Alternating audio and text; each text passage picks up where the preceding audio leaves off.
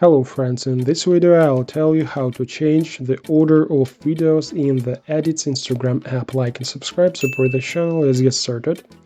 We do everything step by step. Creating a new project, tap on the plus sign at the bottom right, select any video and add it to the project. To change the order of the videos on the timeline, let's add a few more video clips to this project or duplicate the current one.